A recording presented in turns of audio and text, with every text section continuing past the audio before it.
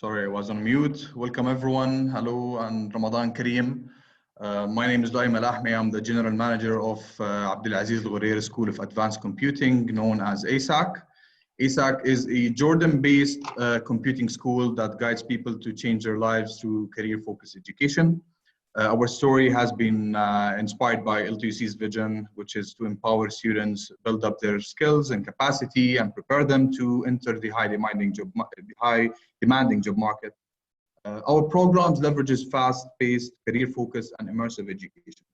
Known for driving tangible results in a short amount of time, it provides students with hands-on software development experience in full-stack JavaScript, Python, as well as beginner-level HTML and CSS and JavaScript. So they may effectively contribute to companies they join.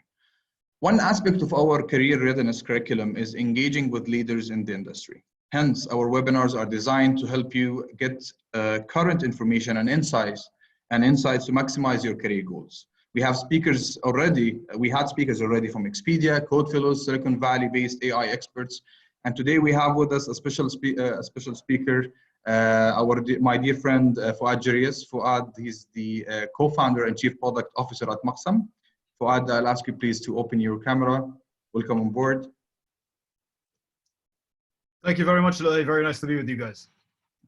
Very nice to meet you. Well, Fouad, I want to start by introduce you to the audience before you start your session. So Fouad is the co-founder and chief product officer at Maqsam, and an emerging cloud telephony solutions provider for businesses in the MENA region. An award-winning entrepreneur with over 15 years of entrepreneurial experience in the MENA and the US technology industries. Fouad has background that spans the areas of data mining, analytics, e-commerce, fintech, rich media, as well as product and business development. He has led technical as well as strategic consulting efforts to telecom, software, internet names such as Google, Microsoft, Verizon, and other earlier in his career, and originally with companies like, and regionally with companies like D1G.com, Oasis 500, Open Insights, BlueKangaroo, and most recently, Fouad was the co-founder of Alpha Apps, the creators of CashBasha.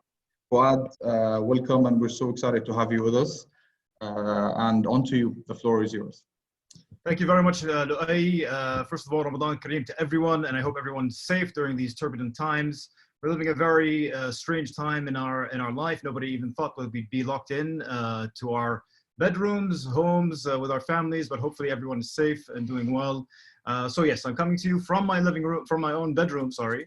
What I'd love to talk to you about, I thought a lot about your accomplishments perhaps over the past couple of months with the School of Advanced Computing. And what I wanted to kind of bring to you was, I'm sure you guys are now building up skills and you wanted to be perhaps kind of translate them into ideas, and how translating into ideas or projects or businesses perhaps might be something that's intriguing to kind of translate, something that happens virtually in your minds to something that can be used by hopefully millions of people around the world one day. So I'm going to share my screen now. I just need the quick confirmation that everything is working from the team over there. All right, so hopefully everyone can see my screen right now. And basically the title of this small webinar is going to be, I'm going to be talking about many different things, but the title is UI, UX, and You. User interface, user experience, and you, turning ideas into software experiences. So the proverbial question that's obviously always not, hitting at our heads, hitting in our life, is who am I? What do I do? Not me as Fouad, but who am I as a human being? Where do I fit into my organization?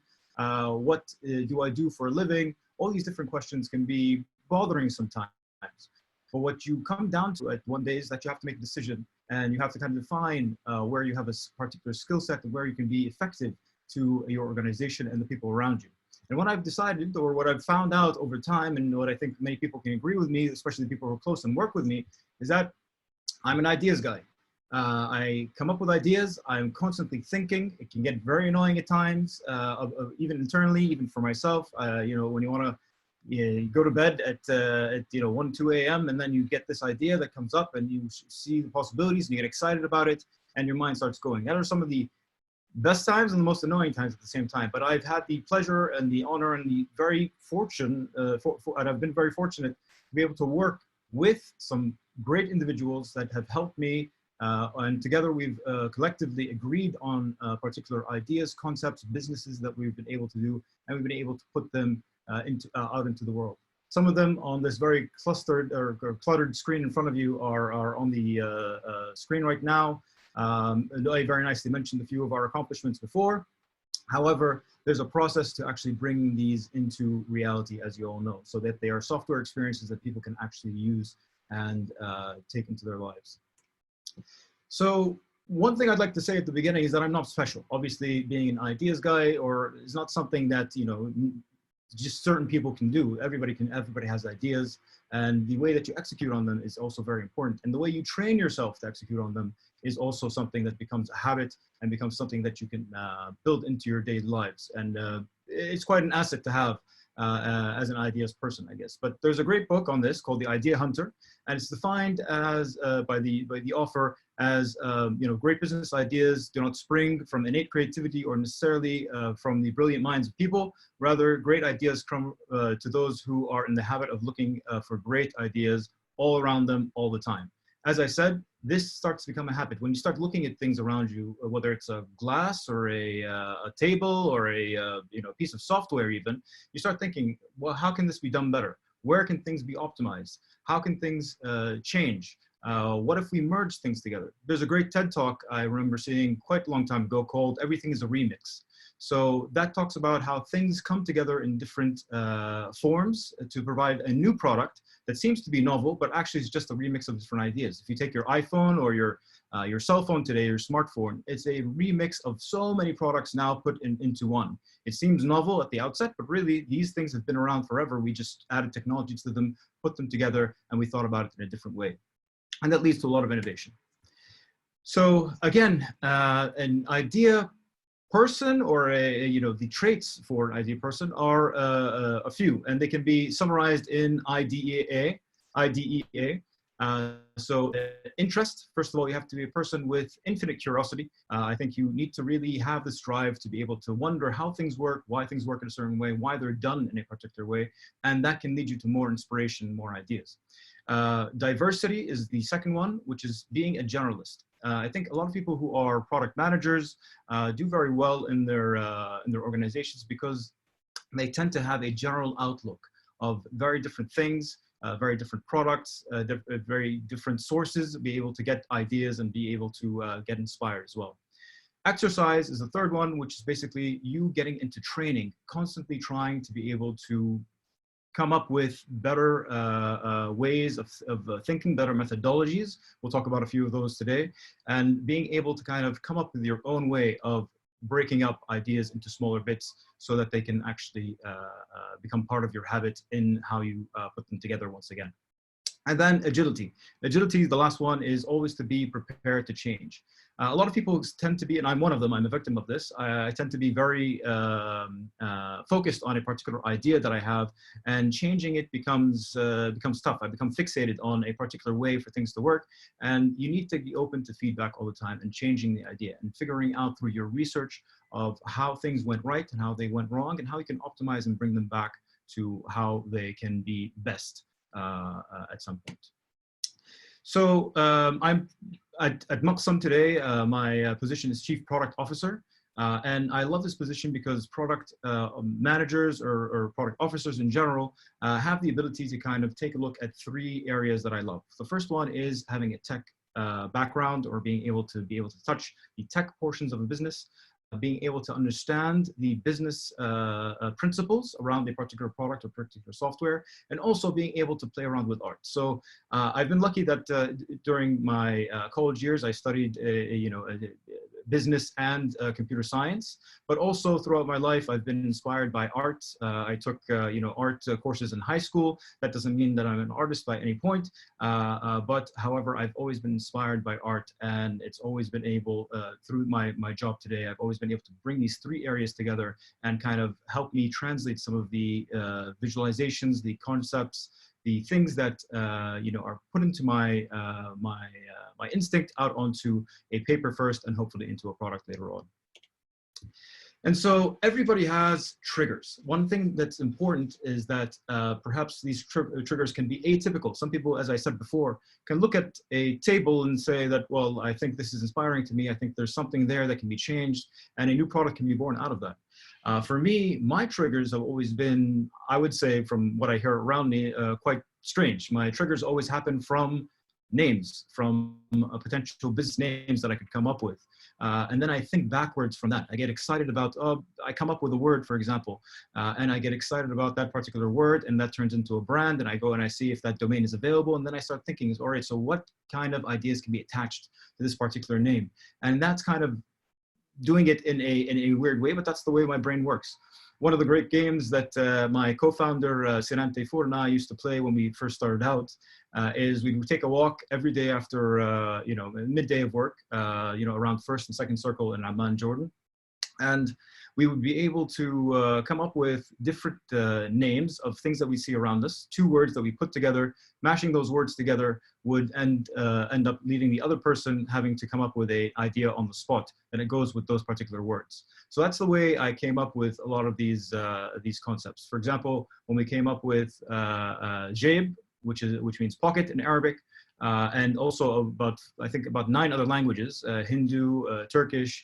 It referred to a pocket. What goes into your pocket? It was a fintech company, so that related to money, related to potential banking, and many things went from there on in my thinking to kind of bringing that product together.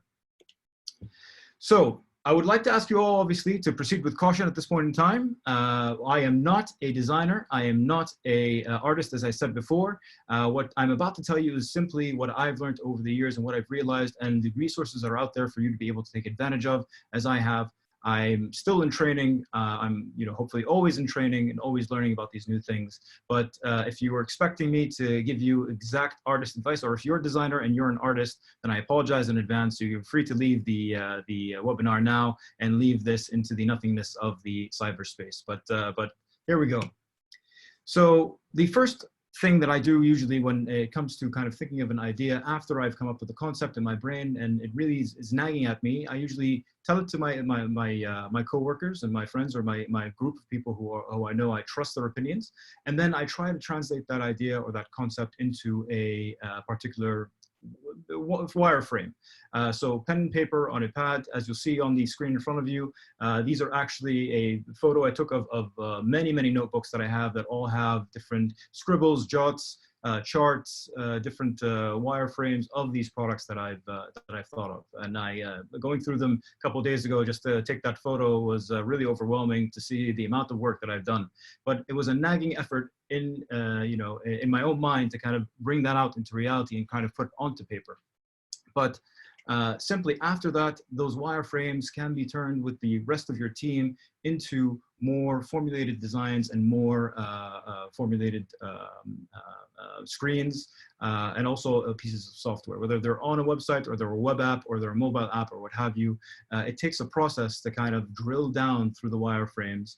I'm only showing them two screens here, but there's a process between actually taking it from the initial jots on paper to something that actually goes in front of the public, and the process is ongoing, and there's always reiterations that happen time after time.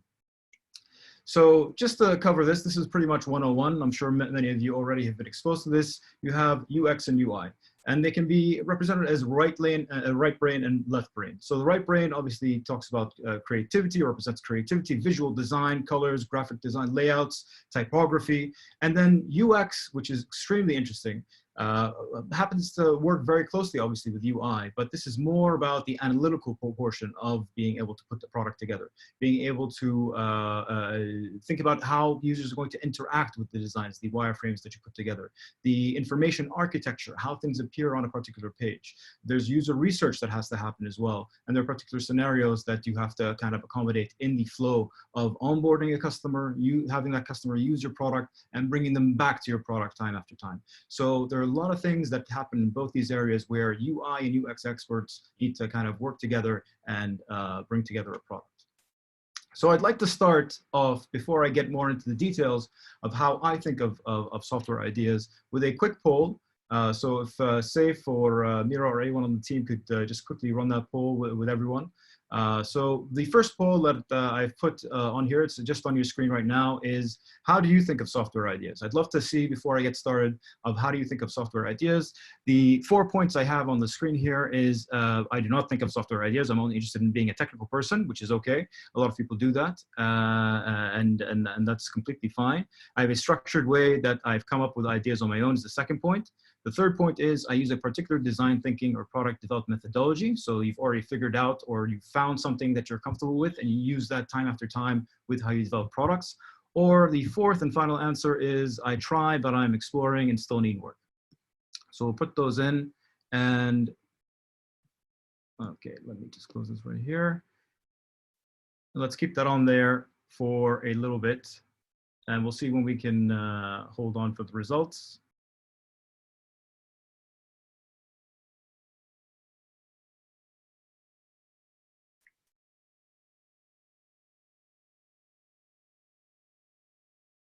All right, can you see the results, please?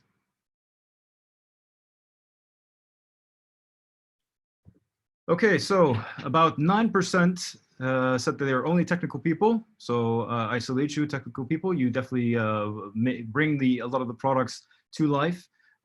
So that's a good amount of the population. 17% said I have a structured way of thinking that I've come up with on my own. So an atypical way, perhaps similar to mine.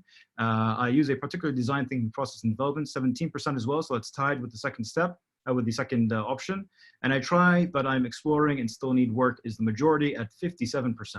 So this is great because you know, still you guys are getting started with a lot of your learnings in the tech world and developing products. So this is going to be a good way to kind of get familiar with some of the concepts. And again, a lot of the resources are online for you to go for. And I have some sources at the end, which I'll be able to share with you all. So when thinking of ideas for me, ideas are like shawarma. I know this may sound a bit strange, but I was thinking about this analogy. Indulge me here for a little bit. I know it's Ramadan as well. You might all be hungry right now, so I apologize in advance. However, when somebody starts a shawarma shop or a food shop, the real pain is that they're looking for, you know, a market that they know that people are hungry, people want to eat, and they're thinking of what they can do. So shawarma, in my idea, on a big skewer, as you see in front of you, is kind of a representation of this big idea. So when I start thinking about that idea and I can't go to bed and it's really nagging at me and I'm trying to kind of put it together, I also get too excited sometimes and it becomes this very, very, very big idea. And obviously I can't sell a full shawarma skewer. I can't do much with it. I can't sell it at whole to one customer. I have to do something with it. So obviously you have to put it on a slow burn or a slow cook burn so you can be able to kind of roast it slowly and make sure that you are confident. This is the point of validation. You do some research here and you validate the idea that's in your mind and you make sure that's one that you want to actually go for. Then obviously you have to shave it down. So you have to get the right tools and you have to start putting this idea to shape. So the shawarma, as big as it is, I have to start shaving that shawarma. And I have to pick the right tools, whether they're wireframing tools. For example, there are many out there. Obviously there's Sketch, I use mockups and what have you. But this will allow me to kind of drill down on this big picture that I have and trying to bring it down to something that is in small pieces, the small shawarma pieces of meat that end up in the bottom of the tray underneath the big skewer. And then I need to add my special sauce. So the condiments, all the different things that are going to actually season this this concoction that I put together of meat, or the basic materials that I put together for this particular idea. And then I have to start thinking about how do I deliver this to the customer? How is it represented to the customer? How do I get that in front of their minds, which is obviously the sandwich. So the sandwich can be done in multiple ways. So this is my bite-size MVP, the minimum viable product, the least thing I can do that somebody's willing to use and perhaps even pay for. But then I'll realize that there are many different ways of doing this. And how does it stack up against competition? And I have to go back and I have to research what other people are doing. And I have to see what makes me special and why is this something that I actually want to continue with. So this is where the reiteration comes around again. So after looking at the market, researching it once again, and after you've done the product, and even before, that really determines on how you can carry this forward or not, and how do you feel about it. So do I feel good about it? If you do, you continue and you move on. But the 5 Ds of kind of product design and development for me are discover. So being able to take that big idea and turn it into shawarma, you kind of have to discover and define the pain and opportunity. Design, create an output that bridges the gap between discovery and the solution that you're trying to do. So this is you using your tools to kind of think about how you're going to take something and make the most value out of it and get people to end up paying for it and enjoying it. And then develop is obviously bringing the solution to life and exploring the options that are on there and reiterating on it.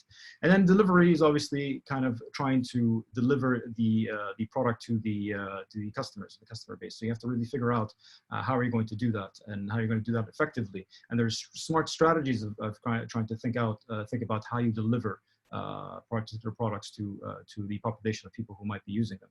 And then finally, the 5th D is do better.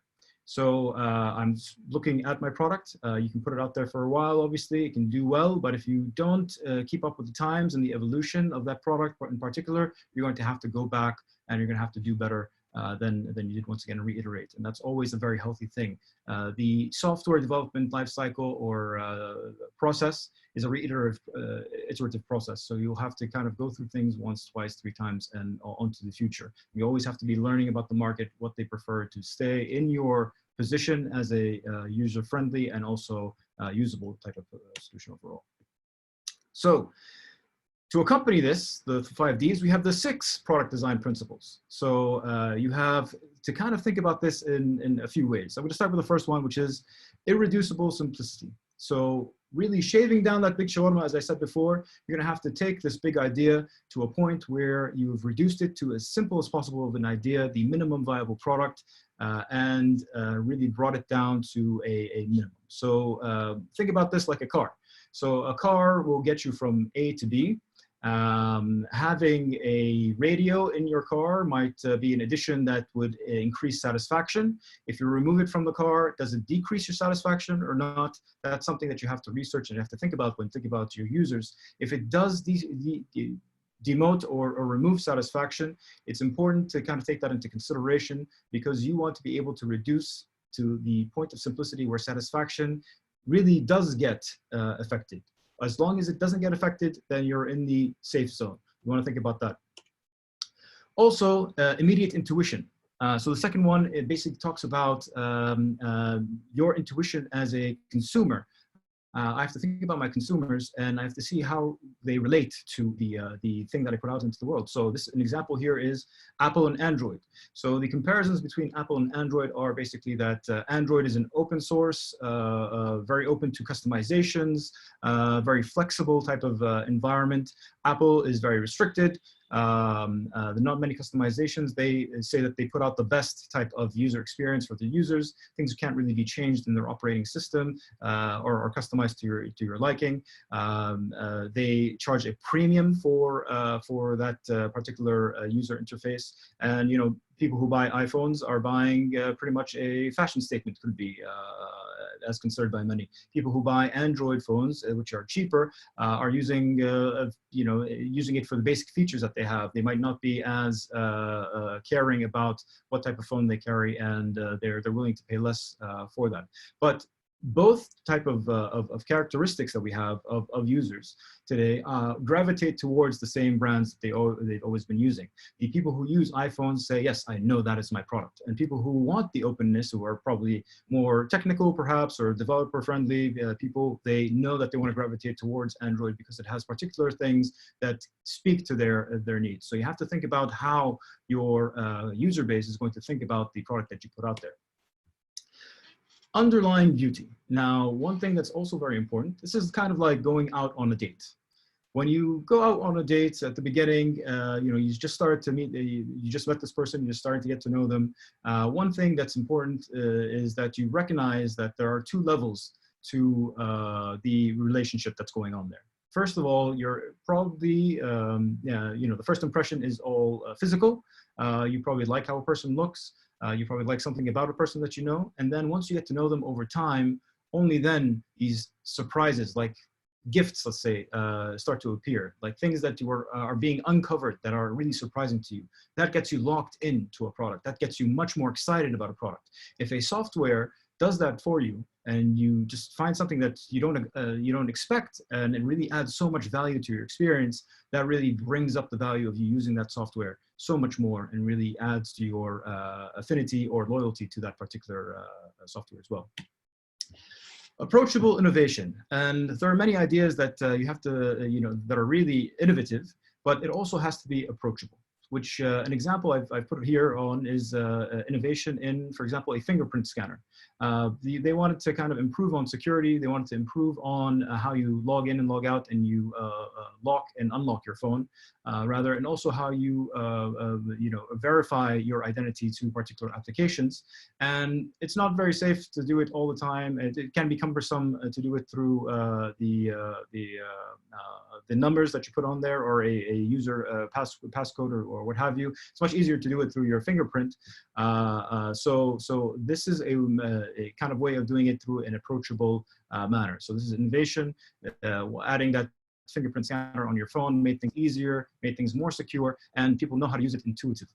So that's very important. There's an example that's not in the software industry, but everybody knows peanut butter, and peanut butter usually comes in a jar. The jar has a cap, it gets unscrewed, and then you scoop out the peanut butter and you put it onto a sandwich to eat it. And there's always, once you get to the bottom of the jar, there's always peanut butter stuck on the sides, and you don't get the most value out of that particular product because it goes to waste. So people started thinking about alternatives, and they thought about building a can that has a twistable, much like a deodorant stick, a twist button that you can twist it, and it pushes the peanut butter to the top and scoops everything off the side, so you get the most value out of the product. Unfortunately, for different reasons, although this was innovation, it wasn't something that was approachable to people because people rejected it. People saw peanut butter as something that was traditional in American culture, where the study was done, and they kind of rejected that product innovation for that reason. So they had to redesign it again. There were different things with the packaging that didn't work out and what have you. So you have to think about these type of things on when you introduce an innovation. It also has to be something that is approachable to the customer base and intuitive. So one other example is form and color agreement. So this is not in the software field, but I thought of it as an example that I read about a while back, where Bud Light, this is a beer brand in the US. So Bud Light, what they've done is they had their regular beer that's been going on for years, has a particular tradition with people, which is the one on the left. And then they wanted to introduce a new beer called Bud Light Lime, which is a beer with a citrus flavor inside it. And what happened is people rejected the one in the middle, the first design that they put out to the market, because it was so relatable to the first version that they had already, as if it wasn't a quality product, it wasn't any different. Why would I change to it? Why would I actually go there? And so you have to think about if you're changing a user's behavior, or you want to be able to entice a user, or you want to be able to give that user a new type of experience that you want them to pay attention to, you have to really do more. You have to pay attention to color, form, and the agreement between both. So the third design on the right is a new type of bottle that they put out there. It had a curve. The curve represented, a smoothness. It was also very unique in terms of the design, and also it fit right into your hand, and it was functional for all of the users. So the form factor was also important. And when you design something, and even in software, the form factor of how you use it, how you place your buttons on a screen, for example, how they're arranged, how they indicate, how they pique your interest in certain points, that's also very important to kind of put together. And then one very important thing is you have to have a replicable methodology, which means that this has to be done over and over again. If you use a methodology once and you can't use it again for any reason that you come up with, then that is going to break, and you're not going to be able to send another methodology out there into the world to be able to kind of reiterate on the process. You're going to have to change things all over again, and some parts of your business and how it's built might be set up in a kind of assembly line type of way from the first time that you did it, that it will actually take much more effort to put together. So here there's a small image we can get back to at the end, but very quickly, the ways of actually looking at these replicable methodology is you always want to empathize at first with users, trying to understand from them, research, and be able to understand what they want. You're trying to define what those empathies or those thoughts are. You ideate around them. You try to come up with the ideas and the concepts. You prototype. And prototyping is either through wireframes or through actually printing out screens, or actually even developing an app, and you give it to a particular user base that you trust, and you can actually collect information back from, and then you do a larger version and you test again, and it repeats. So one thing that's extremely important, I think more important than anything, is that you have to know what you're designing for. And the most important principle, in my opinion, is that you should not design for the sake of design.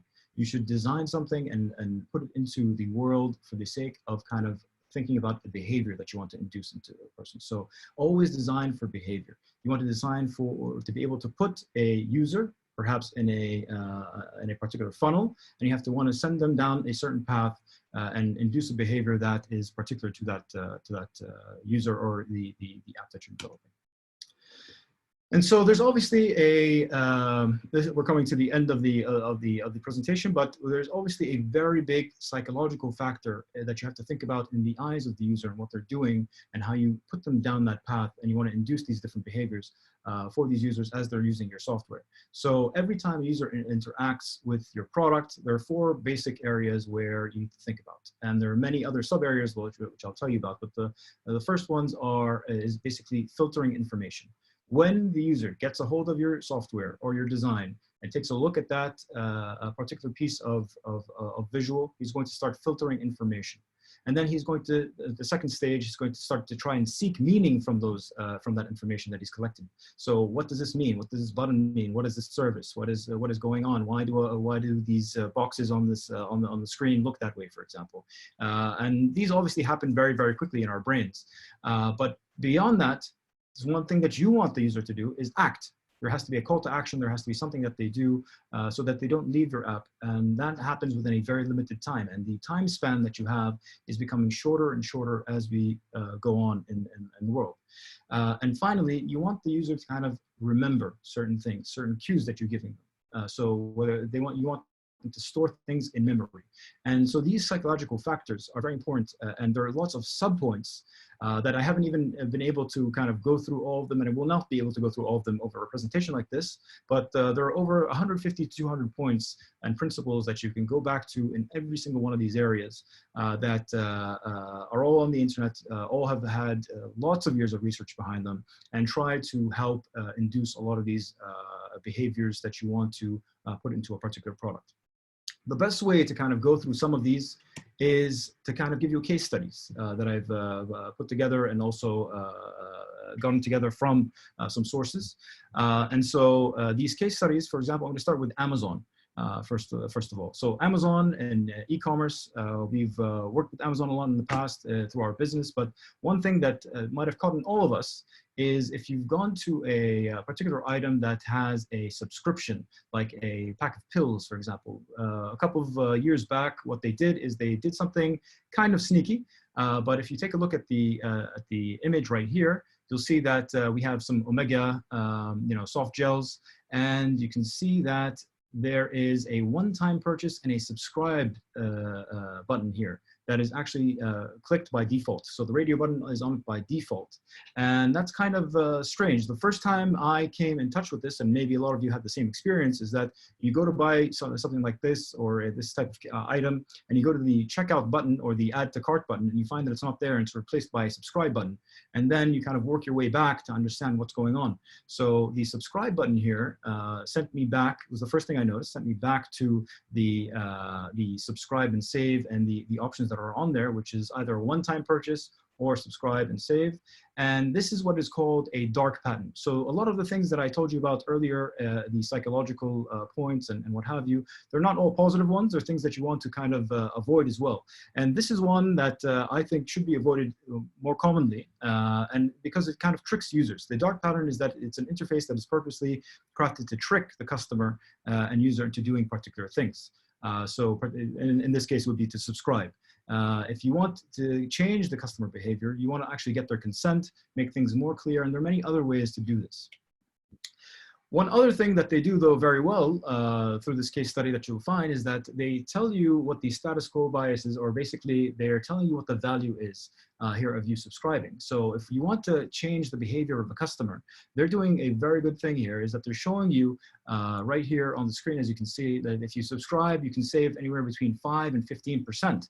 And see, so it says save 5% now and up to 15% on auto deliveries. So this is a pretty big incentive if you are interested in this product. And if you want me to change my behavior as a user, you should probably give me an incentive. And that's what we call the status quo bias. Beyond that, when you kind of click on some more information there, you have something that pops up in the app that says, you know, you can unlock up to 15% of savings. So you want to reward power usage. And when you think about this is more of a business type of decision that you make, but it is something that encourages people to convert more, to be able to have bigger basket sizes or longer term usability on your particular software. And the reward power usage is basically you have a customer who's willing to pay more, you want to reward them more, give them a high level of discount, and that gives you a larger commitment. And finally, here you can also see that something that's also very important is that you have to tell your users things that are not obvious. Users will come up with questions when they go through your app. And one of them could be, you know, whether to, I would ask if, all right, so if I'm subscribing, this is a commitment.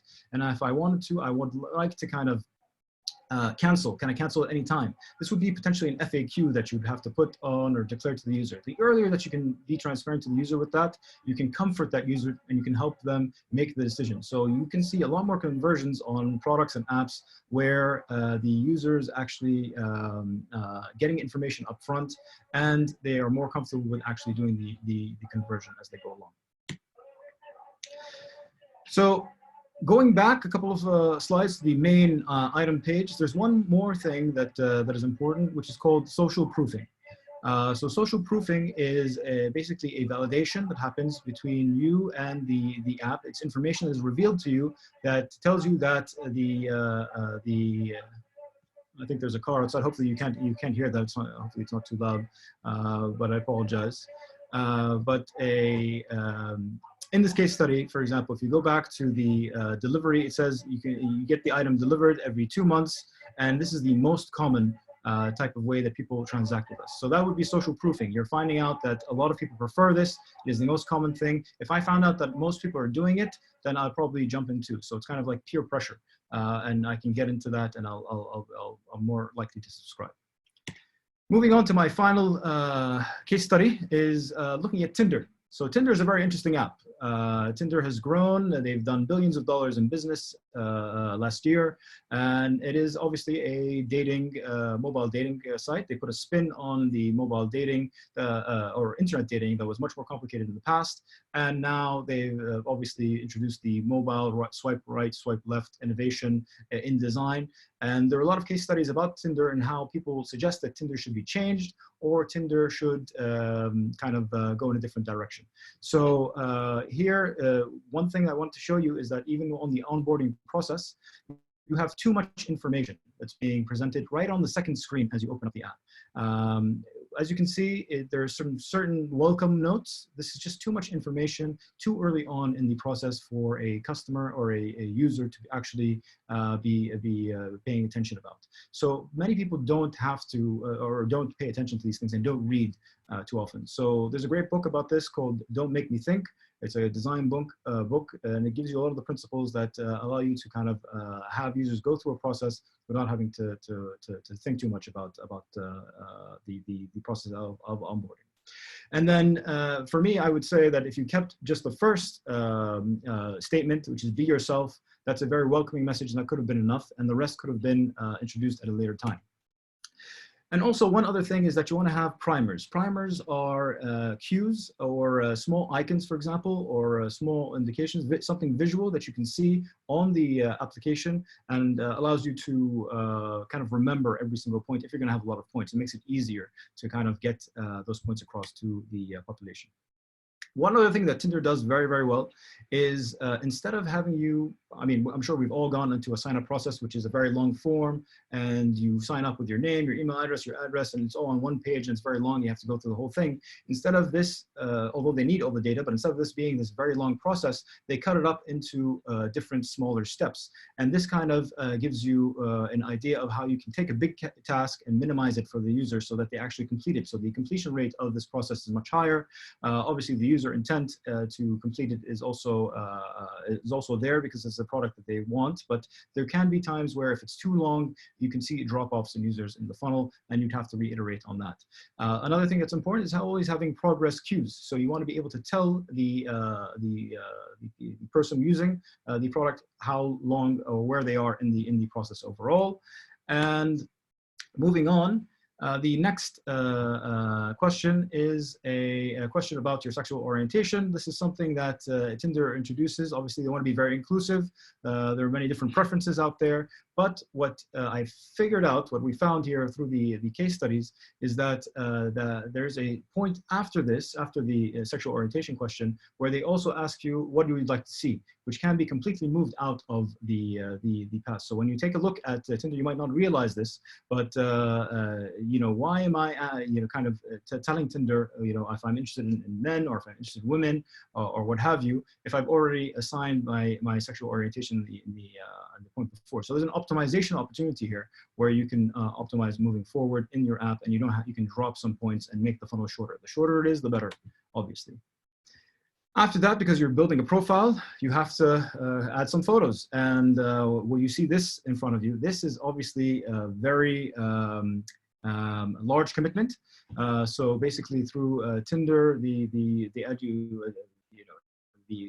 user would be overwhelmed with the amount of photos that they have to add on this. But if you redesign this in a particular way so that it's like what is in front of you, and you don't see this overwhelming kind of impression that you get at first. If you put together this particular, you know, add one photo, and then you can add more photos as you go in through perhaps one step of just adding multiple photos at once, that kind of removes the perception of how large the task is. So before on the left, as you can see, that's a very large task and very overwhelming, and then it can get much simpler as you go along.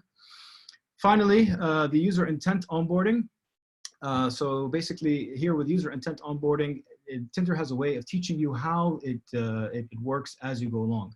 So Tinder throws you right into the deep end of the dating world and kind of doesn't give you any instructions up front. As you start moving on with this intuitive interface that they ask you a particular questions. For example, they allow you to, they increase trust with you as a user, because they act as if they're moving on your behalf, or they're doing work on your behalf, which probably, you know, on a technical basis is not something very complicated, but they kind of aesthetically or they fake that the business is doing work or the app is doing work to kind of give you more results. And that increases the amount of trust that you have with the application, because you think that they're customizing things to your experience, and that increases the user lifetime in the application overall.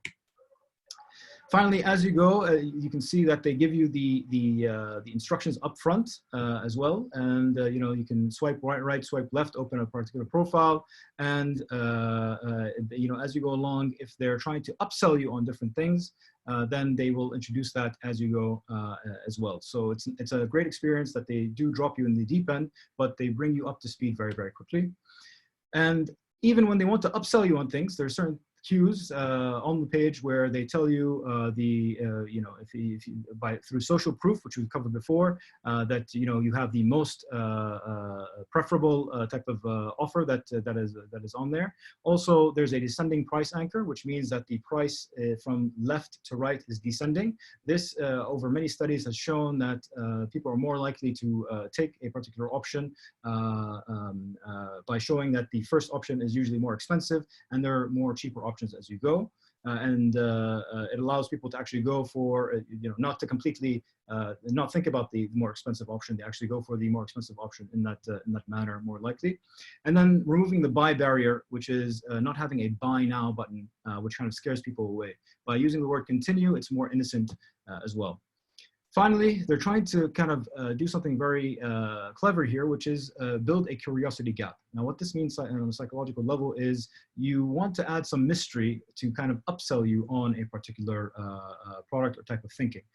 So basically what they do is that they blur out particular photos of matches that you have, and they say that for these matches, if you want to see them, then you'd have to upgrade your subscription to Tinder Gold or Tinder Plus, and then they reintroduce the new pricing to you that way. So it creates a gap, and that gap bothers users, and they want to find out what's beyond that gap. We do have another poll, but I think we don't have time to do it right now, so I'll skip that. But the point of the poll is what's more important, design or functionality? The 3 points that I had on there was A, it was design, B, it was functionality, or C, it doesn't really matter. And the truth is that sometimes it doesn't really matter. If we take a look at Craigslist, Craigslist is a business that started as a classified business in the US, one of the first ones. Their interface is absolute crap. A lot of people don't say that Craigslist is one of the websites that is just functional. The founder, Craig Newmark, never wanted to change it. He said that users, after even they did some research, said that it just works the way it is. Don't change it. If it ain't broke, don't fix it type of situation. And they stuck to that and became part of the DNA of the company. And so they're a business that does 680, 690 million, I think, a year in classified revenue. But long story short is that sometimes just always going to the more advanced things don't work. If you take a look in the Arab world at forums, forums are part of the sites that have the most traffic going to them, but also unfortunately aesthetically, they're not very pleasing. They are very strange. The usability is not uniform. And they're not done by a designer. They're done by somebody technical who just put it up there, and it took on a life of its own. So some things people have such a drive to use that they will just keep on using them. And so with that, I hope I've given you a little bit of my methodology, some of the principles that I follow, and perhaps it was atypical, but you can come up with your own, and I wish you the best of luck with your projects and trying to bring them to life. Thank you very much. Happy to open it up to questions. Hopefully we have Thank you so much, Fouad, for this informative sessions, and I think we have already a lot of questions. So we can kick off with the first one from Muhanna. Muhanna is asking, these days we can find hundreds and hundreds of books, online courses, articles, etc. about UI UX, which makes it so confusing on where to start or what to learn. What do you think is a good approach to learn about UI UX for a newcomer? For me, I'll tell you how I took a stab at it, I guess, learning. And because I had those ideas that are nagging at me and I wanted to get them out, I just take a pen and pad of paper and start reiterating, start putting things on there, and then take a look at a book afterwards. Don't necessarily go for the principles at the beginning. You might come up with something very innovative in your designs and how you're thinking about it that can introduce something new without having to see all the principles and rules up front. So what I would advise is that start doing first, and then some of the books that I mentioned earlier, the Ideas book is extremely a good read. Also, Don't Make Me Think is a UI UX book that I've read very early on during my college days, end of college days, early career, that I thought was extremely useful. And quite honestly, if you go onto Google and you look for some principles, you have people who have taken a lot of these large principles, and I told you there are hundreds of them, and they've put them down into lists of 10 to 20 well-defined, well-explained, well-examined type of principles that you can follow. So I think that would be the best way to approach it. And there are a lot of recommendations on the top of books that I'd be happy to share with you at a later time if you'd like to reach out. My email is right on the screen. Great, thank you, Fouad. The second question is from Fatima Shbeilat. She's asking, as an idea hunter, how do you get inspired and triggered? What kind of techniques or environment that you embrace and surround yourself with? I think one of the most important things is that I surround myself with great people who also share that passion of different ideas, of seeing the world differently, wanting to do something. So I've been blessed with trying to surround myself with great friends and great co-workers that allow me to freely open up and kind of put my ideas out there without kind of judgment at the beginning. But also, I think one of the biggest challenges is that you have to be willing, as I said before, to accept judgment, accept that maybe you shaving the idea is one thing, but like the shawarma, but having someone shave it down or even kill it for you would be something that's also very important to keep in mind as well. So I always say that Sinan, my co-founder, has been the person to kind of be able to judge my ideas very openly, and we have a relationship where I'm very willing to share an idea, as stupid as it may seem, without any fear of doing so. And if you have someone who on your team, or if all of your team always agrees with your ideas that, oh, it's so brilliant, yes, let's do it, whatever, that's not the team that you want to be on. You want to be on a team that actually tells you that this can be improved and has opinions. And or if your idea sucks, it just sucks for different reasons that you don't seem. So I think sharing ideas, being open about them, not hoarding ideas. We hoard a lot of ideas in our culture, unfortunately. But I think being able to share them more people will get you more research and more validation for what you're about to do. Interesting. Actually, that takes us to a question that focus also on the fear of sharing ideas, which we see a lot between the early entrepreneurs or people who want to work on businesses. So there's a question from Dana Abadi asking about, at what stage should I share it with someone else? And if I have the skills to build it on my own, do you recommend sharing it? The one-man show or the one-woman show? So if you're a one-man show or one-woman show, obviously it's better not to be a one-woman show or one-man show.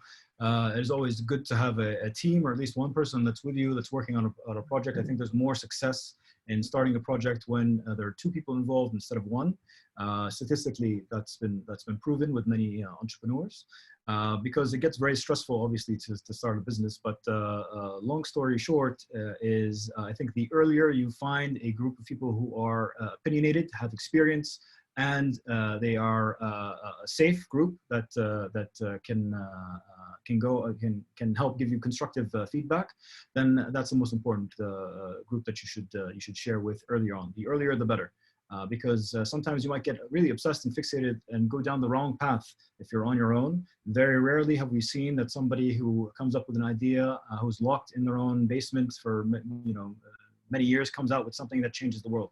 It doesn't really happen that way. As I said, it's a reiterative process. I think having a safe community and also the right type of idea, first of all, that you can execute on by yourself. If you come up with an idea that you know that someone else can execute on better than you, then it's probably not the best idea that you should go for or share with that particular person, unless they are really someone who you trust. Another question from Bashar Rehani. How do you evaluate an idea if it has a potential to grow or not, other than there is a problem and we need a solution? So first of all, I mean, you obviously have to do a lot of research. Research is a huge portion of trying to find if there's validation towards the idea. And then after doing the research and coming up with a minimum viable product, as I said, putting it out there into a small user test group of people who you know are going to be relevant to the particular product that you're putting out there and can give you the feedback.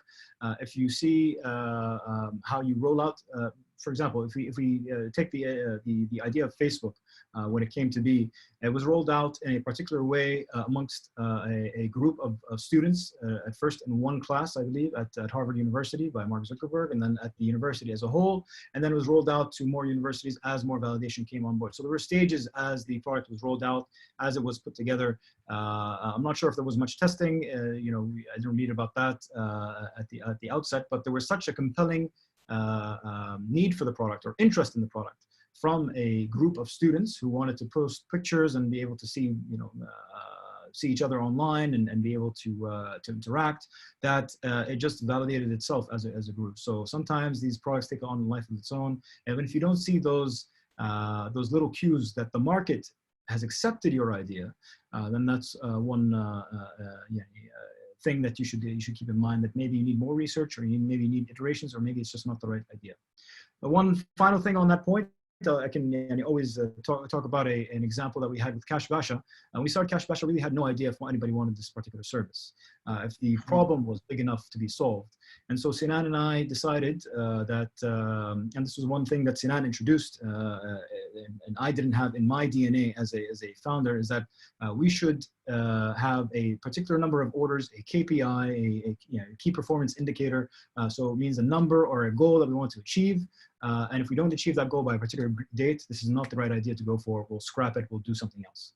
And that was to get around 60 orders in the first month of doing business. And it turned out that in the first 3 days of launching that product with no particular marketing, no special connections, anything of that nature, we got those 60 orders. And so the market showed us that there was a big problem that needed to be solved, and we moved on from there. And we started doing a lot more automation into the product, and a lot more complication was added to the application as we went along. We'll take 2 more questions. There's a question about the major differences. Is there any major differences between B2C and B2B in terms of product design principles? Yes, obviously there are a lot of differences. And if you go online and you take a look at B2B and B2C products, you can see that the design towards B2C is usually, I mean, although the design principles are available or can be applied to both, but what is usually catered towards a regular consumer is very different from what's catered towards a business.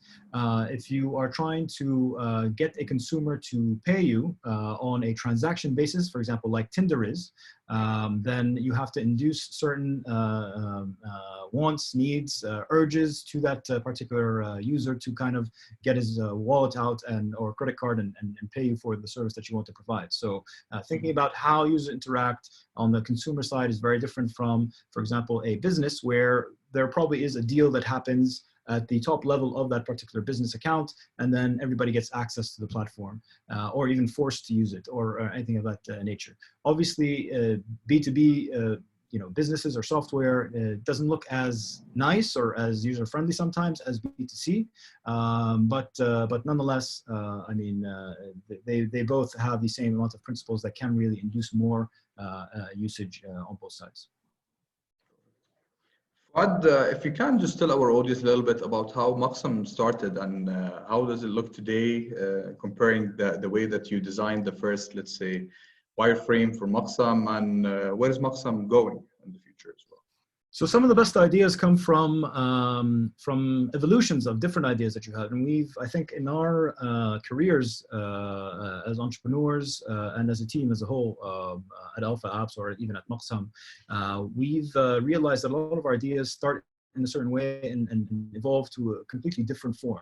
And so Maqsam had actually been an offshoot from CashBasha, which means that Maqsam had started as a small tool inside CashBasha that we needed. So obviously, if you don't know what CashBasha does, it's an e-commerce service that allows you to shop on international e-commerce websites like Amazon and eBay, and allows the unserviced market like the Arab world, without having a credit card or without having a US shipping account, to actually get items to the doorstep right as if they're in the US, with a full customer service door to door.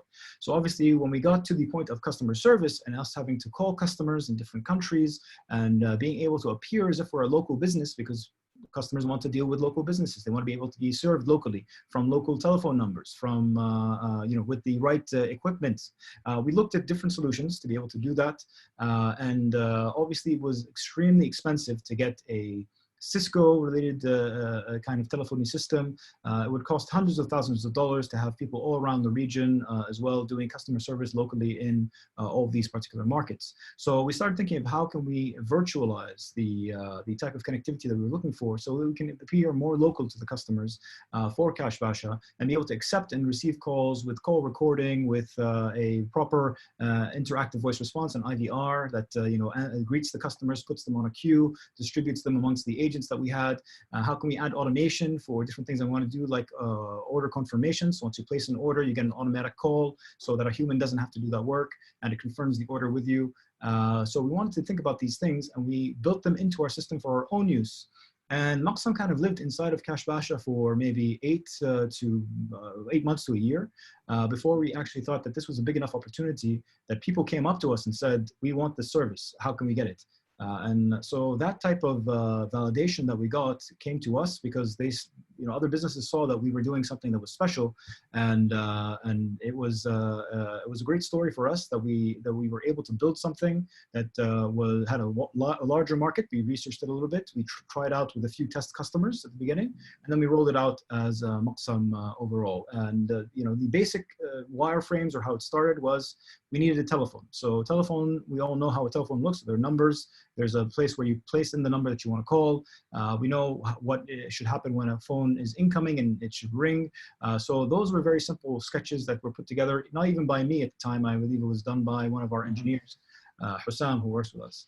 A very talented guy who is he has a very big eye for and a lot of great taste in coming up with products as well. So that was the first iteration. And then to kind of build the whole dashboard of what a customer service manager would want to see was something that took a lot more iterations and kind of research around us trying to look at competitors and try to see not how we can copy, how we can do better than them. And what we realized immediately was that all the bigger systems that were much more expensive were very, very complex, and they had terrible dashboards, and they didn't have the organization, the simplicity that, especially small to medium-sized customers, which we knew were our target market, and we're trying to look for, and couldn't pay the big money, obviously, to get the bigger systems, were our target market, and we wanted to cater to. So we were able to kind of put together something that was simple to understand. We tested it out with them. We always get feedback from our customers, and our policy, even till today, is to kind of follow customers as they go through and they ask us for different features, for different requirements, trying to listen in. Where are the most complaints coming from? Where are the most requests coming from? And how do we build that into our product as a whole moving forward is how things came to be. So every single thing happens and starts with the same methodology that we've used since the dawn of our business. But small tweaks here and there happen every now and then, and it increases user value. Fouad, thank you so much for the very engaging and informative session. Really, it was great having you with us. And sorry for our audience if we didn't get a chance to go over all of the questions, but I hope that we answered most of the inquiries, and we can send also the questions to Fouad later on to get back to you if possible. And Fouad, again, we're already 7 minutes on top of our session, but it was very engaging again. And looking forward to have you in our campus after the COVID passes through all of this madness that we're going through today. And our audience also, thank you for being here with us, and looking forward to see you again in the next session. Fouad, thank you again so much. My pleasure. Thank you guys very much. Good luck. Maqsam.